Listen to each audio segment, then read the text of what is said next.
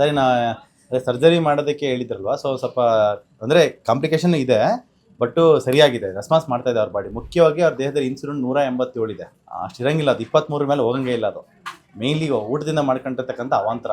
ನೀವು ಸಕ್ಕರೆ ಬೆಲ್ಲ ಎಲ್ಲ ಚೆನ್ನಾಗಿ ತಿಂತಿದ್ರೆ ತಾನೆ, ಕಂಪ್ಲೀಟಾಗಿ ಬಿಟ್ಬಿಟ್ಟು ಏನು ಪಥ್ಯ ಮಾಡಿದ್ರೋ ಲಾಸ್ಟ್ 1 ತಿಂಗಳಿಂದ ಅದೇ ಪಥ್ಯನ ಶಿಸ್ತಿಂದ 1 2 ವರ್ಷ 3 ವರ್ಷ ಮಾಡಿಬಿಡಿ, ನೀಟಾಗಿ ಬಾಡಿ ರೆಡಿ ಆಗುತ್ತೆ. ಅದು ಮಾಡ್ಕೊಂತ ಹೋಗಿ. ಸೊ ಬಾಡಿಯಲ್ಲಿ ತುಂಬ ಇಶ್ಯೂಸ್ ಇದೆ, ಮೆಟಬಾಲಿಕಲಿ ತುಂಬ ಇಶ್ಯೂಸ್, ಅದು ಸರಿ ಆಗ್ತಾ ಬಂದಾಗ ನಿಮ್ಮ ಬಾಡಿ ಹೂವಾದಂಗೆ ಆಗಿದೆ. ಓಕೆನಾ? ಸೊ ನಮ್ಮ ಯೂಟ್ಯೂಬ್ ನೋಡ್ತಕ್ಕಂಥವ್ರಿಗೆ ಏನು ಹೇಳಕ್ಕೆ ಇಷ್ಟಪಡ್ತೀರಾ? ಎಲ್ಲೆಲ್ಲ ತೋರಿಸಿ ಆಪರೇಷನ್ ಮಾಡಿಸ್ಕೊಳೋದ್ಕಿಂತ ಇಲ್ಲೊಂದ್ಸಲಿ ಬಂದು ಹೋದ್ರೆ ನಿಮ್ಗೆ ಗೊತ್ತಾಗುತ್ತೆ. ಯಾಕಂದ್ರೆ ನಾನು ಅನುಭವದಿಂದ ನಾನು ಹೇಳ್ತಾ ಇದ್ದೀನಿ, ಕಾಲು ನೋವು ಅನ್ನೋ ಸಮಸ್ಯೆ ಎಷ್ಟು ಅಂತ ನರಳೋದು ನನಗೆ ಗೊತ್ತಿದೆ. ಆದ್ರೆ ನಾನು ತುಂಬ ಸಂತೋಷವಾಗಿದ್ದೀನಿ. ನಮ್ಮ ಕಾಲು ನೋವಿಂದ ಕುಟುಂಬದವ್ರಿಗೂ ಸಮಸ್ಯೆ, ಅವರು ನಮ್ಮ ಬಾಧೆ ನೋಡೋಕ್ಕಾಗಲ್ಲ. ನೀವು ಒಂದ್ಸಲ ಬಂದ್ರಿ, ನೀವು ತೋರಿಸ್ಕೊಂಡು ಹೋಗ್ರಿ, ಅದು ರಿಸಲ್ಟ್ ನಿಮಗೆ ಗೊತ್ತಾಗ್ತೈತೆ.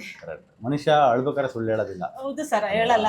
ಮನ್ಸಲ್ಲಿ ದುಃಖ ಇರ್ಬೇಕು, ಇಲ್ಲ ಸಂತೋಷ ಇರ್ಬೇಕು ಸರ್, ಇಲ್ಲಾಂದ್ರೆ ಅಳಲ್ಲ ಯಾರು ಸಹ. ಆದ್ರೆ ನನಗೆ ಇಲ್ಲಿಗೆ ಬಂದಾಗ ತುಂಬಾ ಸಂತೋಷ ಆಯ್ತು ಸರ್. ಎಷ್ಟು ಮಾತ್ರೆ ನುಂಗ್ಬಿಟ್ಟಿದ್ದೀನಿ ಸರ್, ನಾನು ಒಂದು ಬ್ಯಾಗ್ ತುಂಬ ಇಟ್ಟಿದ್ದೀನಿ ನುಂಗಿರೋ ಮಾತ್ರೆಗಳು.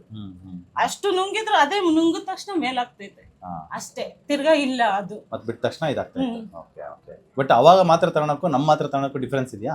ಐತೆ ಸರ್. ಏನ್ ಆ ಡಿಫ್ರೆನ್ಸ್? ಮಾತ್ರೆ ನುಂಗಿದ್ರೆ ಅಲರ್ಜಿ, ಬಾಯೆಲ್ಲ ಉಗ್ಸ್ಬಿಡಂಗ್ ಆಗೋದು, ಕೈ ಕಾಲೆಲ್ಲ ಉರಿ, ಆತರ ಎಲ್ಲ ಆಗೋದು. ಈ ಮಾತ್ರೆ ನುಂಗ್ದಾಗಿಂದ ನನ್ಗೆ ಏನ್ ಎಫೆಕ್ಟ್ ಇಲ್ಲ ಸರ್, ಚೆನ್ನಾಗಿದ್ದೀನಿ, ಆರಾಮ್ ಅನ್ಸುತ್ತೆ. ಎಲ್ಲ ಸಪ್ಲಿಮೆಂಟ್ಸ್ ನಿಮ್ ದೇಹದಲ್ಲಿ ತುಂಬಾ ವೀಕ್ನೆಸ್ ಇತ್ತು, ಬರೀ ಫ್ಯಾಟು, ಕೊಲೆಸ್ಟ್ರಾಲ್, ಇನ್ಸುಲಿನ್, ಶುಗರ್ ಅಂದ್ರೆ ಜಾಸ್ತಿ ಪ್ರಮಾಣ ಇರೋದು, ಆ ಥರದ್ದೆಲ್ಲ ಆಗಿತ್ತು, ಇನ್ಸುಲಿನ್ ಜಾಸ್ತಿ ಇದ್ದು.